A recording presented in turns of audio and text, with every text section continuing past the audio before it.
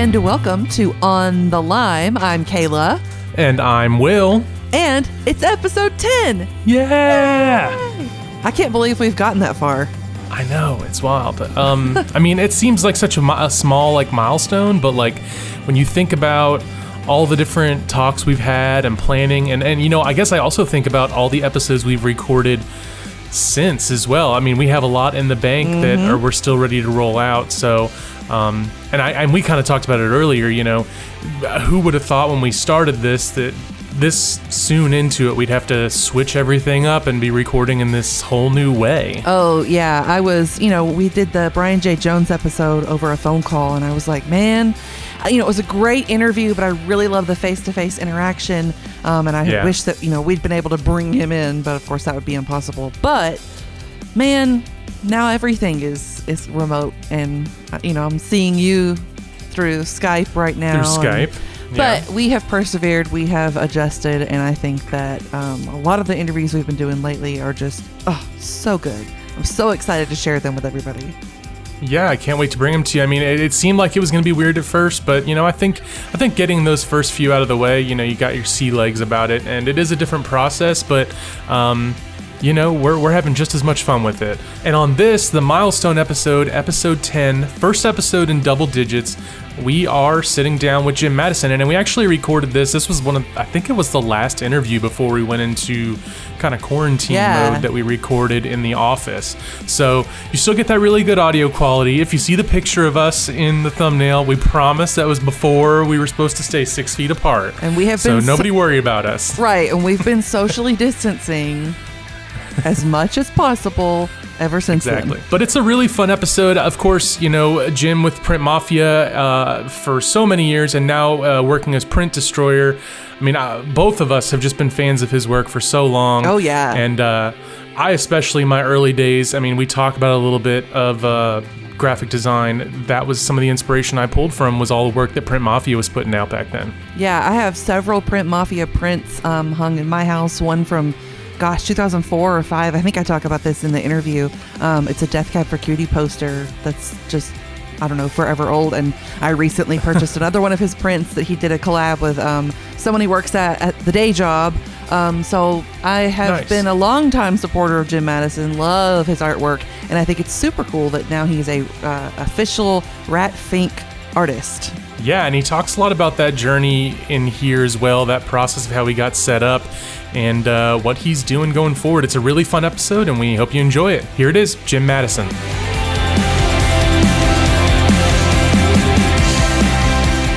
This episode of On the Lime is powered by Sublime Media Group. Go to sublimemediagroup.com to find out how we can help you with all of your video, marketing, web, and social media needs. It just kind of picks up in the middle of the conversation. It could very well be picking up right now. Okay. All right. So whatever happens. Happens. Yeah. It's just pretty casual. It's nothing crazy. All right, laid back. So that's what we like to do. Is that mic okay height? Or yeah, lower? that's good. Perfect. So we usually start out each episode by asking 3 I statements. You had 2 of your 3 thought of beforehand. Yes. So number 1 I thought was pretty fun. I love skateboarding. Yeah. I love music. I love a lot of things, but that's not my other I. And I love to print. Yeah. Yeah. Create things. That's what you've been doing for a while. For a really long time. How'd you get into that?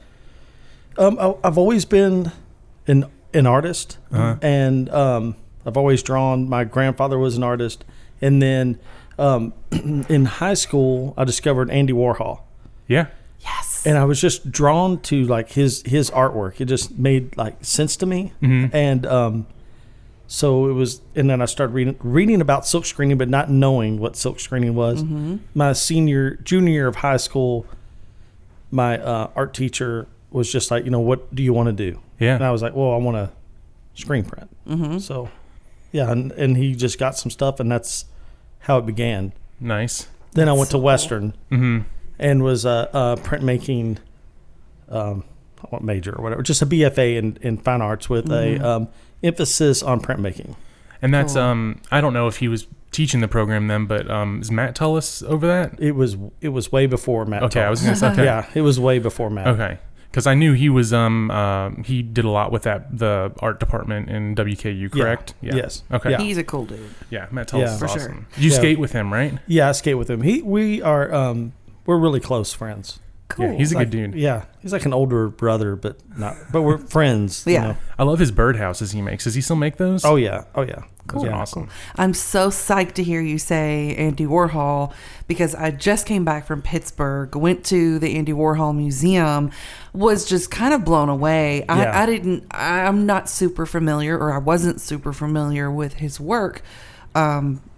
Until I went to the museum. Yeah. And, I've seen the Campbell soup cans and the Marilyn Monroe print, but I was struck by the series that he did on like death and suicide and car crashes, which is kind of super dark, but those images are so evocative, and the way he screen printed them it just blew me away. So I knew we had you coming up, and I was like, I've got to ask you about these, but to hear that Warhol was an inspiration to you I was going to ask that. So it's a exciting. big deal. Yeah, and then like it seemed like his, he wasn't like he was not approachable. Like I'm trying to think of what it would be like. He was like a cool guy. Yeah, you know, and he really got to where he was like on his talents. Like he could draw and he could do all this stuff, but it's just the way he saw things that just changed everything. Mm-hmm. So you've been doing that for a little while now, obviously. Yeah, you got a lot of different prints under your belt as Print Mafia, and now you're doing JimMadison. Is it Print Destroyer? Yeah, is that what Print it is? Destroyer. Yeah, nice. Yeah, Print Destroyer. Yeah. So what path has that taken you on? I feel like I've kind of been on the same path. Yeah. But it's been the work has turned more personal. Mm-hmm. Yeah. And with social media, I've been able to. That has really changed my work in a lot of ways. Yeah. So it's kind of been more interactive, and it's kind of like, it's not that, I know I'm not the best artist in the world. I think people are more drawn to that I'm actually doing artwork. Mm-hmm. Yeah. So and it's just whatever comes across, like right now I'm obsessed with Fink. Mm-hmm. Mm-hmm. And before that it was Shogun Warriors. Well, you're an official Fink artist now, correct? Yes. Okay. So, yeah. That's awesome. Yeah, it is. It just kind of fell. I didn't even know it existed. And so now I'm doing that, but I'm trying to not get totally obsessed with that. Yeah. Well, that's a whole culture. For too. our listeners who aren't aware, can you explain Fink? Yes, Fink is, I'll try to explain it the best I can. There's Big Daddy Roth, built hot rods, built cars. Yeah. And he came up with this character, Fink. And then in that process of coming up with Fink, he kind of created that car culture, that monster. Mm-hmm. Mm-hmm. Now, I don't know if he was the first, but he's the first that I remember. Mm-hmm. Yeah. And just like my uncles, making the models and all that stuff, and seeing Fink and just being intrigued by it. And so I'm more into the monsters, the graphics around car culture than actually the cars itself. Mm-hmm. Well, it is fascinating. They're crazy looking characters. They always remind me of something like from me at least, in the 90s, the White Zombie artwork. Yes. That the crazy thick lines, but also just wild, grotesque kind of monster characters that are and almost like wild bright colors too. Yeah, and it's a big deal to me because the way that I work is I find. I'm gonna say pop culture images, but it's things that's that mean something to me. Mm-hmm. So it's things that I grew up with. It's movies I grew up with, and music I've listened to, and so punk and skateboarding, all that stuff just combined, and then and so I lift a lot of images. So if I'm gonna do something based on skateboarding, I'm gonna go to old.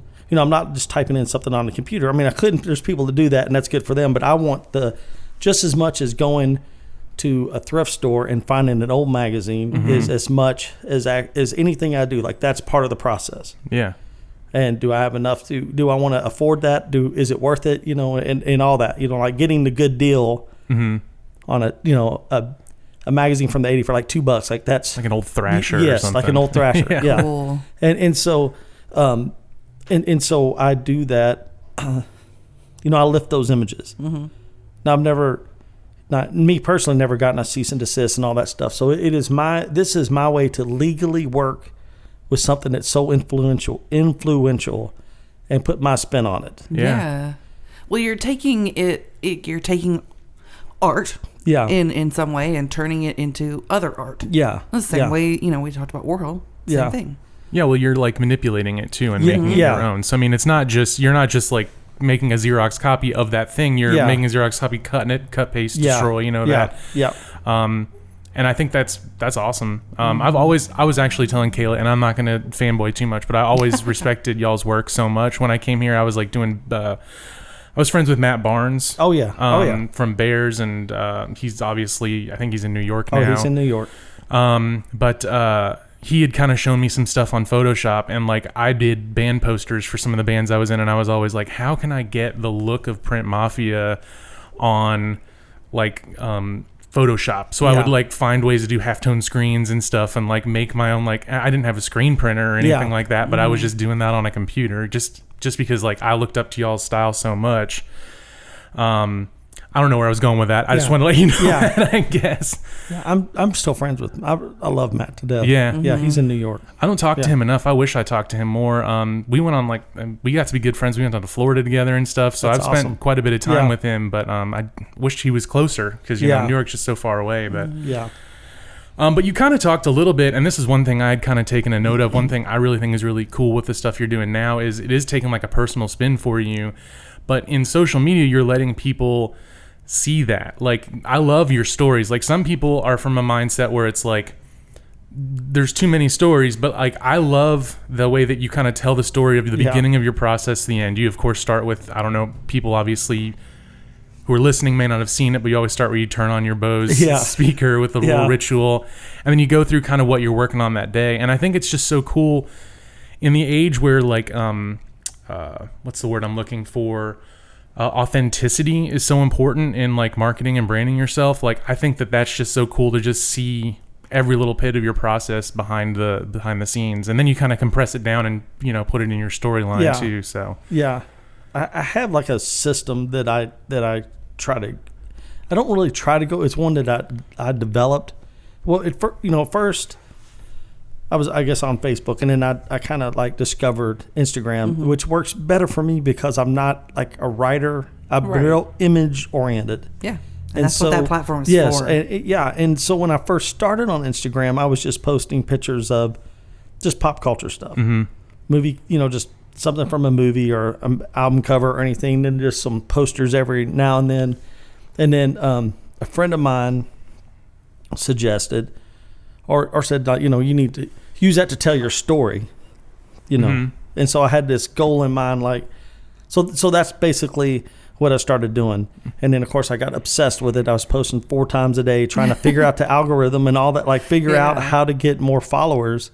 And then through the process, now I just post like twice a day. The second, like 6 a.m. as close as possible, 6 p.m. is as close as possible. And 6 p.m. is usually something that is available. Now, unless I'm going to a show, then I'll start like a countdown to the show. And that'll be I know this sounds crazy. So that'll be the post. But like, so if I'm posting at 6 in the morning, then I can talk about what I did before and lead them to those videos. Yeah. And it kind of, I'm really enjoying like sharing the process and the successes and the failures and what kind of mood I'm in. And so it's like I said earlier, it's not that I'm like the best printer and that's why people like my stuff or whatever. I think it's just the fact that I just do it. Yeah. Does that make sense? Yeah, I mean, no, and people can see how I do it. I think that a part of art is the process, like the act of making art. Is art itself, and that's something that, as a viewer, you miss out on it. When I look at a finished screen print, I love it, but I love the idea that I get to watch what's behind it and how you got there and what your influences were. So I don't know. I think it's cool. I enjoy sharing it, and I've gotten like really. I've got like I don't have like a lot of followers, but I've got a good core of and I hate that word followers, of people that pay attention, like that look and I interact with, and it's really it's pretty cool. Well, you're kind of building your own like little community of people who follow you and engage with you, and it's a quality group of followers. And I assume you also follow other artists, or other artists follow you, and then there's that kind of back and forth where you're building on your skills as well. I mean, not really directly by copying them, but just like, everybody kind of shares information. Yeah, there's some really good people out there that I feel that I can see their processes, and we can bounce ideas off each other, and it's really cool in that aspect, especially like doing the Shogun Warrior stuff. Like I was buying stuff, but then some people would send me some stuff that I didn't have, which was cool. Like that kind of. I didn't even know anything about those Shogun Warriors. I'd always seen them, but then like I think there was like a Linkin Park video back in the day that had some like featured in it or something, and I had no idea what they were until you started working with them. And then I realized were they like models people could build, and there was like old catalogs for them and stuff. Like I really and that's the thing. Like I didn't know either. Like in the I guess 77, I had the Mazinga, and that was my favorite one. Like that was my favorite robot out of that. But I had no idea that it was like the history before it or after it. I just knew that I was just drawn to that. That Shogun Warrior. Now my neighbor had all of them. He was a little bit spoiled, and he had all of them. And so we would play with them stuff because they're like 2 feet tall. Right. Yeah, they look large. Yeah, and of course Godzilla was in there too. So that kind of all. And then I went down that rabbit hole and started like I bought some models and that stuff, and I still like it, and maybe I'll go back to it. But it's that was part of my childhood. I don't know. That's cool that you can draw from that, mean, and even as far as the skating goes too, I mean, that's something you've been doing for a while, and I know that you incorporate that into a lot of your work. And I remember even like the Stereo Werewolf. I don't know who was more obsessed with it. I remember that was like those old masks and everything. Yeah. I mean, I loved that stuff too. Oh, yeah. And Planet of the Apes, I think, for a while. There's a lot of different cool pop culture stuff in your work that it seems like, you can see you were influenced by that at that time, or, Yeah. To me, it's different, and people can do what they want to. And I understand how people take in their, what they take in and then how they put it back out. Mm-hmm. So I watched The Mandalorian. Yeah. It's cool. But I don't have that connection. I do have a little bit of a connection. I have a huge connection to Star Wars, but mine kind of is like the original, like Darth Vader and the original Stormtrooper. So, I would love for, if Star Wars wanted to work, just open up your archives and let me piece together some stuff and put that together. I'm kind of off, but that's off. But that's kind of like with the Rat Fink. It's like now I can do that. Yeah. You're going through their archives and putting stuff together. Yeah. And I was nervous about it. Then I did my first run of Rat Fink stuff this last weekend, and I was wondering what it would look like with me doing it. And I was real happy with it. Mm-hmm. And I tried a couple of new things, and I feel like I can do it with other stuff, other imagery like and bands, and okay. Mm-hmm. Like if Metallica called, I keep saying Metallica. So like if Metallica was like, "Hey, we want you to work with us," I would be like, "Well, give me old photos, give me that old Puss Head, all your old original artwork and those killer covers, and because there's got to be where that cover is. There's other stuff that didn't make it, and, exactly, and incorporate that and piece it together." That's awesome. That's so cool. Yeah, I was going to ask you, you've been making art for so long. How do you continue to get inspiration? But it sounds like there's always something you can draw from. Yeah, there is. I have several things that, and I try to, when I tell the story, I try to tell the obsession, and it kind of goes in and out. Right now it's all Rat Fink. Mm-hmm. But I did do a Silver Sun Pickups poster that was commissioned by the venue. The venue hired me to do that poster for them. And that was something totally different. Mm-hmm. But then I took those screens and combined them with the Rat Fink, so it kind of goes in. But I try to keep I have a schedule of things I do. Yeah. So tonight is Tuesday, so I do this. We do this Bible study at work at the day job. So I do a collage to kind of provoke a conversation. Mm-hmm. Yeah. but it's also like just getting in there and like like coming up with an image, like what does this mean to me? You know, like it could be a band, it could be a lyric, it could be scripture, it could be something someone says or how I'm feeling, and I make that a collage. So that's like Tuesday. I do that every Tuesday night. Yeah. So, you know, and then like I do the once a month. I do like collages, like at least 3 different collages a month.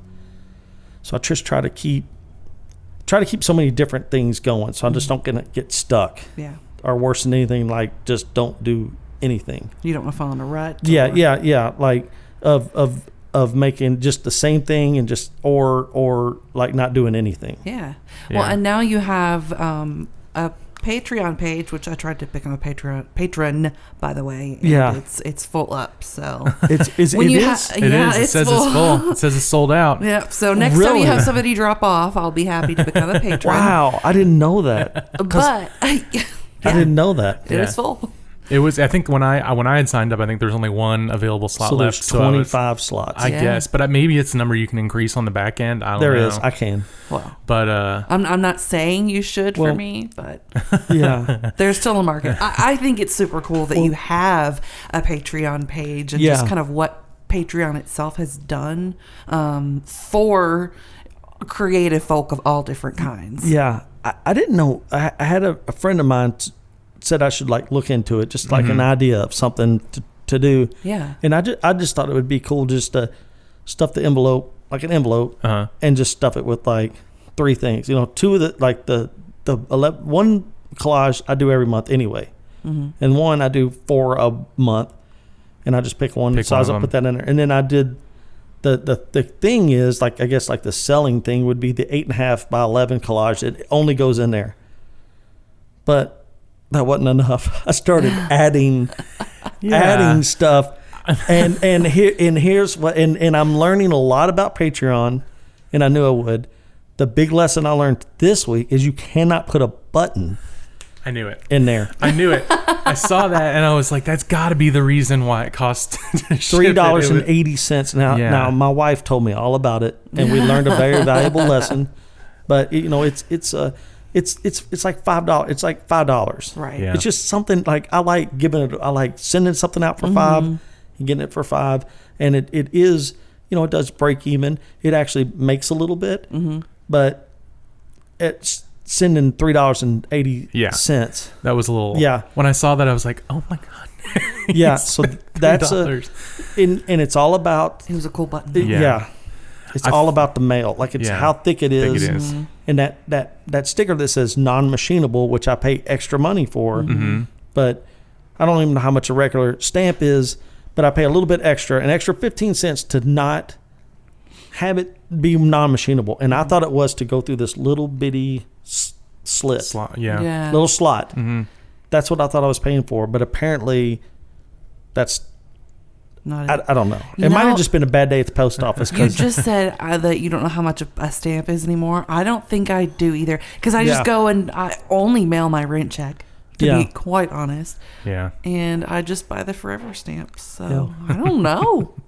The forever stamps I don't think even work for above certain weights. No, they don't. Yeah. So it's the like forever stamp plus. It's forever stamp plus I think 15 makes it 70 cents. So that's. Gotcha. Like that's doable. Yeah. And it's just fun, like putting those envelopes together and all that stuff. And I did put a cap on it, but I didn't think it worked. But I'm glad I put it on there a long time ago. Yeah. Well, it is cool. It is a really cool thing. I mean, it took me a little while to sign up, I will admit, but I'm glad I did, and I'm in now. So it's really neat. And like you said, just to get that piece of mail, and you can kind of put stuff on the outside too. I mean, it's really cool. 55 cents, by the way. 55 cents for a stamp. So I guess, you know, you probably didn't get your start in like concert posters, but that's kind of where life took you for a while, and still is doing. Like, how do you generally get contracted to do like concert posters? Is it mainly like the venues? It's mainly the venues. Now we, you know, Print Mafia did a lot of band stuff, but still mainly just like through venues. Okay. So, it's just one of those things. It's like, I just enjoy, like, I love music so much. I cannot play. Mm-hmm. I wish I could. I'm not a musician. You could do it. Oh man, you can still do it. Just pick up a guitar. Oh man, I wish I could. But like, I just wanted to contribute. Like, it was, it was just nice to make these posters. This is like way back in the day, like whenever there's always been gig posters, Mm-hmm. but when it like kind of really exploded and we got involved in it, we'd show up, we would give so many to the band, the club would get them, we'd get treated really nice, sometimes meet the band, and it was part of just being there, like just being involved. And then it turned into where it could be almost a job. Yeah. And it was cool for a while, like doing it, but trying to make a living at it was really rough. Mm-hmm. But I still just love doing it. Yeah. With the Silver Sun pickups, like that was commissioned through the venue. So I have 4 tickets for me there at the show. So that's, Gotcha. I don't, some of those concert tickets are Nowadays. are expensive. Yeah. And some, I have different deals worked with different venues. But mostly, to answer the question, mostly venues, some with bands. Mm-hmm. Do you have any like dream gigs or bands that you want to design a poster for that you never? I mean, is Metallica one of them, or have you done a Metallica? I did a poster? I was going to Metallica. say, I thought you had. So through the cool. venue, and when it's done like those kind of things, like those are done, through Bridgestone. Uh-huh. So there is a gray area, Got you. especially now whenever whenever Metallica is doing a poster themselves, or in Silver Sun's also doing one, like there is kind of a gray area. Got you. Because it's like playing with like they give those posters to the band, so they absolutely know, see my name on there. Yeah. And luckily, everything's been cool, but also I'm not making printing a ton. Right. Yeah, like just reselling. Yeah. Did I answer that question? No, well, I think we kind of got what you said was very interesting. But I think what I was more asking is do you have a dream? Okay, yes, that's what you asked. Artist or somebody that you haven't done a poster for yet that you'd love to. Yeah, I'm trying to think. I know you did Kiss, which is a big Yeah. one for you too. I keep getting you distracted because I keep remembering. Yeah.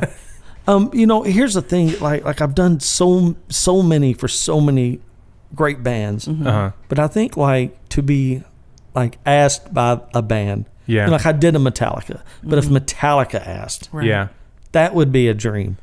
I can see that. Alice Cooper, if he was to ask. Mm-hmm. Of course, I would have loved to have done a David Bowie. Oh yeah. That'd be awesome. I would love to do a Madonna. Mm-hmm. And then I'm just they're just some bands I would love to do a Pearl Jam, through Pearl Jam, of course, like those kind of things. But I've done so many. I love doing now the Melvins posters that I do that Print Mafia did. Those were for the Melvins, and those are that to me is a dream client. Yeah. Yeah. Because anything goes for the Melvins. They're so cool that too. yeah. So that's awesome. We Yeah. both have Print Mafia and some of your other works hanging up in our offices. Yeah. So Oh, cool. I have, I was given a Death Cab for Cutie poster.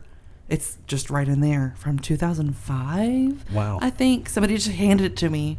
And they were like, I think you'll like this. Some of those go for I had this big somewhere, money too. and I was Other like, places. Yeah. I was like, oh, wow. It's crazy when we see some of those posters go. Yeah. We had I think a White Stripes went for $3,200. Wow. That's wild. Now, that's a rare. Mm-hmm. That's a really rare occasion, but it does happen. It's kind of. I mean, I know that I didn't go to the show, but Queens of the Stone Age, Frankenstein, Louisville, and I've heard that one is one of the more sought after ones as well. But I think I had even gotten that from a sale you had at your house where you were just kind of clearing out inventory, and I just kind of stumbled across it. It had some stains on it, but I love it just the same.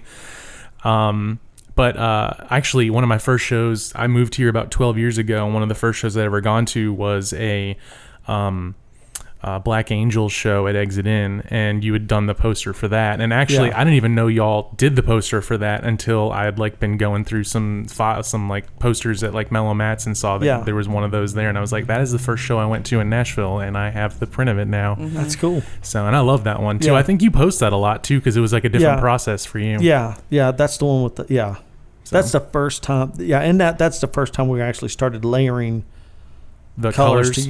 Like that one in particular. Like I don't think there's any black ink on that poster. I think it's a green ink, which we printed over. If it's the one I'm thinking, and actually there is a black, but it's the information is in green. Okay. I think. So like the stack is what causes it to be darker. Like the colors overlapping. Yeah.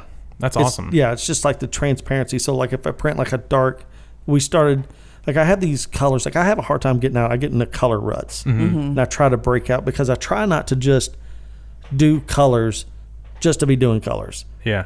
Because I feel like that's like if I'm comfortable with that color palette, I do try to break out, but it's really difficult for me. And I did it on the Silver Sun. Like I added different, like in any, like if that would have did that poster 2 weeks ago, it'd have been a whole nother color scheme. Yeah. But this, I was like, I kind of need to do something a little different. Plus I was going into the Rat Fink stuff, and I was kind of, I might want to just try a few different things to kind of fit into that, to be, I guess, Rat Finkish, I guess. But I think it's cool how you're constantly kind of evolving, but you still have like a signature style at the same time. It's a lot of the stuff has, like my style, I think it just has to do like what I'm obsessed with at the moment, and what I cannot do.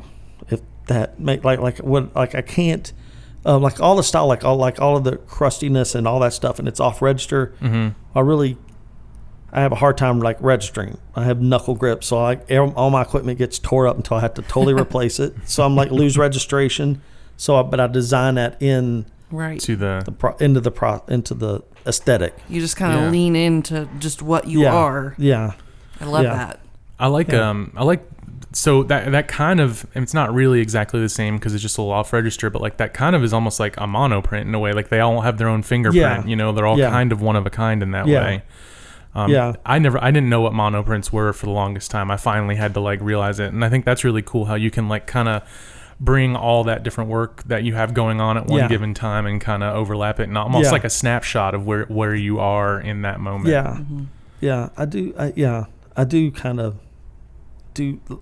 I always feel like when I do a print or do something like it builds up, and it's all at that moment, and a lot of that comes from like having a day job and all that stuff. Like I'm not like a lazy person, all that stuff, but I really don't have the attention span or the time to spend on a project for like a long time. Yeah. So I just kind of gather my stuff.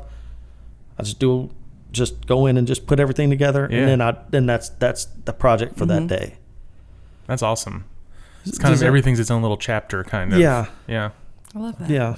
And and I'll think about stuff for a while. I'll think about I keep going back to that Silver Sun pickup because that's what. Yeah, that's my latest thing. Like the latest gig poster, but I listened to the band, knew they were coming. I was like, man, maybe I want to go to that show. So I'll do that one. I'll take that one off the list. So I got that one, and then I'll spend a day just listening to the music, thinking about something, but not really kind of thinking. Basically, I think of more what won't work. Yeah. Yeah. If that, there's a female in that band, so that automatically some stuff is not going to work. I feel more comfortable doing if there's a girl in the band, I feel more comfortable doing a guy's face. That I don't want someone to be, oh, that must be the girl in the band, and on the poster, I don't want to go that. So I kind of built that in my head, and then I was able to piece it together. And the whole time I'm talking about it online. I mean on Instagram. And so and then it might totally change, or it might be a total bust. I've done several prints that I've been so excited about, and then get to the last little bit and it just doesn't work. Like the print is just it doesn't work, but then it turns into someone's favorite print. I don't don't get that part, but it, You never I'm like, know. Well, it's really? like beauty Yes. in the eye of the beholder. Yeah, the beholder. I guess so. But So, we kind of like to wrap things up a little bit. yeah, I'm all over the place. I'm so sorry. Oh no, you're not No, all over you're the place. perfect. You're doing great. Okay. This is exactly what it needs to be. Okay. Yeah. Yeah. All right. Just to kind of put a bow on things, and I always say that, and I always say that I always say that as well. Yeah. Now that's my new thing. I'm gonna always acknowledge that I always say that. Yeah. Anyway, but just to kind of wrap things up, like what is, something that you go back to as like a a piece of advice, or maybe a book you read, or a passage somewhere that is kind of like something you always keep in mind in your day to day, that like is is like a Influential. influential piece for you that you might be able to pass on to our listeners. Be happy where you're at. That sounds so silly. No, but that's like awesome. it took me forever. And I had like a lot of events leading, like life's journey has taken me a lot of interesting places. Yeah. And then I would always like, I don't register success like with a dollar amount. A lot of people think, oh, you must be making a lot of money, like that's their success is how much money they have. And I Yeah. have some friends that have money, and I guess, are successful in that money, thing. But I don't like judge it like that, because I would not do what they do to get that money. So Right. I used to be upset that I used to think like, I'm not. I want to be an artist. That's all I want to do. Yeah. And I've been working at it for like 20 years. I still got the same day job that I just cannot get away from. That I would like to get away from. And it wasn't until I was like, okay, I'm going to be an artist. I've got to do it or not. And then so I quit my day job and worked for a whole year just doing nothing but artwork. Yeah. And I was absolutely miserable. Oh man. It changed everything. So then coming out of that, a little bit after that, I realized that, I am an artist. Yeah. And that's when I started kind of like being confident and opening it up and telling through social media what was going on. Yeah. That's awesome. Yeah, I mean, I think that like sometimes it's hard to realize how much joy you have in something until you realize that it is like your escape, honestly. And I feel like sometimes it takes realizing that if that's just your job, I'm wording this a really weird way, but I guess what I'm saying is it makes you appreciate it more. Yeah. That Yeah. time as your own. And you can kind of separate the two. I'm all over the place. I apologize. No. Yeah. It's like, I don't know. Not to sound cheesy, it's the Wizard of Oz. There's no place like home. You know, it's finding some peace with what you have, and I don't know where you're at, like you said. Yeah, I mean, it's just. I mean, like you guys asked me to be on. Like people are going to listen to this, and that's just awesome. That's awesome to me. Yeah. Well, thank you for being here too. Yeah. Oh yeah. We appreciate that. Yeah. We know you probably just came off the day gig, right? Yeah. So, and then what's in? You said Bible study tonight. Bible study collages tonight. Okay. Oh, the collage is tonight. So I've already thought about what I'm going to do, and I kind of got it in my head, but I got to find the image. Yeah. Yeah. But I think it's in some like 1960s highlights. Do you know what highlights are? Oh, Lights yeah. Magazine, Those yeah. I don't know the 60s Okay. version. I maybe know the 90s version, but I loved those in Yes. the doctor's Okay. office. In the doctor's office. Yeah. Uh-huh. The ones from the 60s and early 70s will blow your mind. Ooh. How awesome the artwork is in it. It is incredible. Is that one of those things you like to track down in the stores if you can find them? Yeah, if I can find them in the stores. Now, like I got obsessed for a while, and I collected a bunch of them, and I kept them. Here's what's crazy about the Rat Fink thing is I had all kinds of Rat Fink stuff, toys, memorabilia, book, all that stuff. Yeah. And I sold it all like a few years ago. Ooh. Because I went through this thing where I was just like, I got so much stuff. Yeah. I've got so much stuff. I got to sell these toys. I just got to, Yeah. and I'll just keep the stuff I really want to keep. And some guy bought all my Rat Fink stuff. I didn't really want to sell it. Yeah. I sold something that I had two of, and he's like, "You got any more?" And he just made such an unreal deal. Yeah. And I sold every bit of it. And now I'm going back and finding more Rat Fink stuff. Contact him, be like, hey, remember that stuff you bought? Yeah, there's a book that I bought, for $20 that if I was to replace it right now, it's $145. Ooh. I'm not going to replace it. Yeah. Because I can buy the old, like really old stuff from the 60s, print, 60 stuff from the 60s print. That's awesome that you're able to like pull that back to like that you're able to make some of that stuff relevant again, not so much that it wasn't relevant, but some people haven't seen that artwork in years, like you're recontextualizing it. Yeah, it's quite incredible even going back and looking at it, like some of the other artwork. I mean, it is just, it looks like it's Rob Zombie stuff. In Highlights magazine. Yes, and Highlights magazine. Those are. That's wild. Yeah, well, now I'm going to have to start collecting them. Yeah, Highlights is where it's at. Yeah. Well, thank you so much for coming in. I know that I've been really excited about this interview, and Will definitely has. And we're both big fans of your work, and thank you just very so excited much to learn more about your process and meet you and talk all to that you about good everything. stuff. And you can follow you can at print. JimMadison. It says what it's sorry. It is. It's Jim H. Madison on Instagram. Yeah. I think. Yeah, I can double check it real quick. Yeah, Jim H. Madison. I haven't. It is Jim H. Madison. Yes. Yeah. Correct.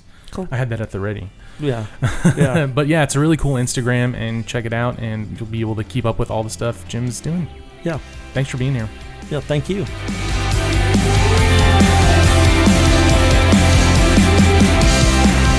So that was our talk with JimMadison. It was just really interesting. I mean, he stuck around for a little while after, and like I said, I wish we kept recording because he's just got so many stories of all these different show posters he's done for the White Stripes in the early days, from Metallica, as he kind of talked about a little bit, Kiss. I mean, all kinds of fun stuff. And, he posted shortly after our interview on Instagram those old Highlights magazines from the 60s. And the artwork is incredible. If you ever get a chance, you have to go back and look at it. Yeah, all the art that he's doing with the Rat Fink, being a Rat Fink artist, is so amazing. I highly suggest following Jim on Instagram. It's at Jim H. Madison, and I think he mentioned it at the end of the episode as well. But he's got really cool stuff on his whole process and what he's got coming up in his Patreon and upcoming work he's doing. Yes, it's great stuff. On our next episode of On the Line, we'll be talking to Marshall Atkinson.